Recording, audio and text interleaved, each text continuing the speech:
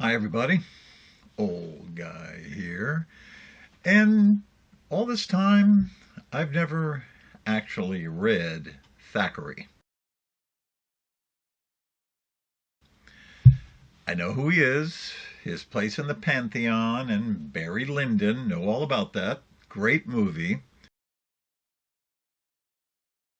But like most of the exalted legends of the classical past, I never really actually got around to actually reading anything he actually wrote until I ran across this tome and, eh, okay, why not? What a joy. With the onslaught of this terse, show it, don't tell it, one syllable, 4 or 5 word sentences, which is the holy communion of modern writing, to spend a good 3 or 4 minutes on one single paragraph that meanders across a couple of pages and ranges the introduced topic of the first sentence across several considerations before reaching the intended conclusion, presented at last in a subtle, often ironic, and enlightening manner that does not insult your intelligence, indeed counts on it. Heaven. Much superior. This is English at its best, for an audience that appreciated its complexities and could hold several concepts in mind at one time without consulting Google, which I had to do several times.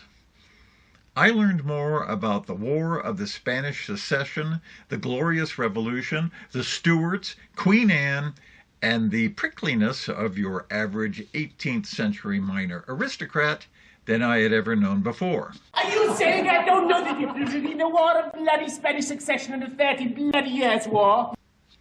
And I cared about it, because this is a really good story. Henry Esmond is a poor orphan boy. What?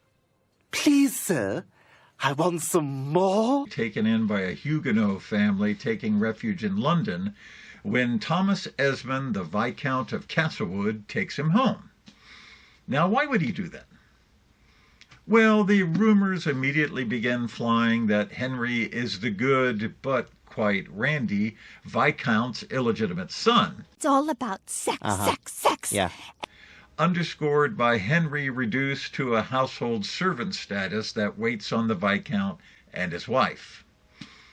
The story is, of course, far more complicated than that, and Henry has far more status than that, but this must wait for the rest of the story. Here's another nice mess you've gotten me into.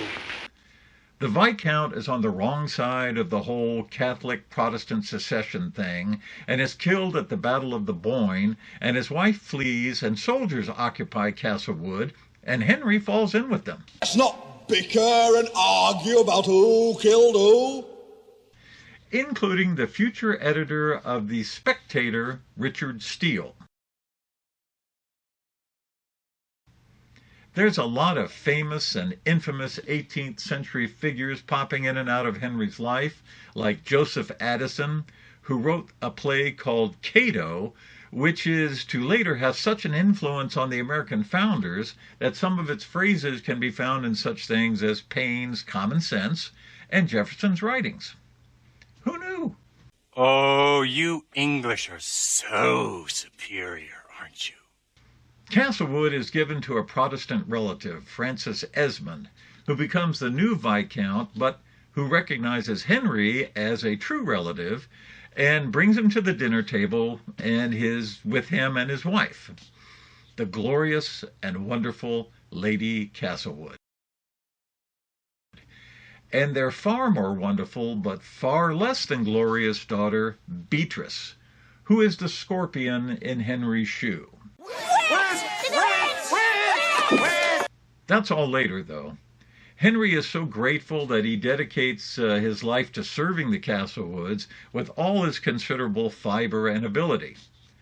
They send him to Cambridge intending that he join the clergy, But the Viscount gets into a rather tragic duel which involves Henry, and everything changes. A duel? With swords? Including Henry's perception of his own lowly birth and social position. What a ride. Genius is an understatement. In between all of this is war and Lord Marlborough and horrific battles you never heard of all across Germany and the Netherlands, and plots to bring back the Stuarts that really don't happen, but which reads like a James Bond novel. And tell you, as much as we're not supposed to like classical novels anymore because of their white, male, patriarchal oppression of the proletariat and underclasses. To Lord Nelson? To Lord Nelson. This is good stuff. Really good stuff. And efficacious. It's rare these days to find a novel that revels in the craft, that is a well-wrought urn, an oil study of a field of flowers, something that respects and honors the form and adds to it. Pardon me, would you have any Grey Poupon? You mean the mustard? Yes, would you have any? Would I? Reading as pleasure requires a lot more capability than present-day whole-word reading strategies and checklisted plots allow. Snobs! And is the main reason the majority of novels these days just disappoint. Don't call me stupid. They don't rise to this level. And yes, rise.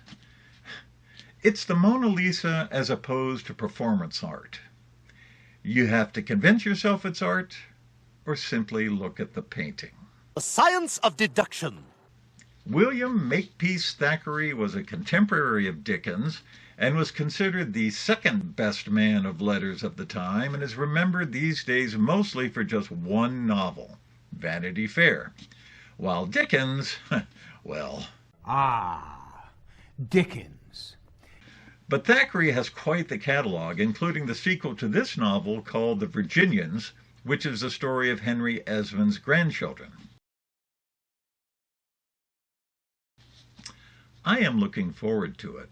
And I guess gotta show you this book. I mean, this one that I picked up, okay? It's such a classic, old-fashioned, old-style novel. I mean, it's got onion paper, and let's see, let me get to it here. See, here's the onion paper right here, and look, an illustration of Beatrice, and just written inside here is a little something from the person who owned it. Looks like Anne Colburn, and it's the year 1905. And this edition was published by a company called A. L. Burt Publishers, who did not become a company until 1902.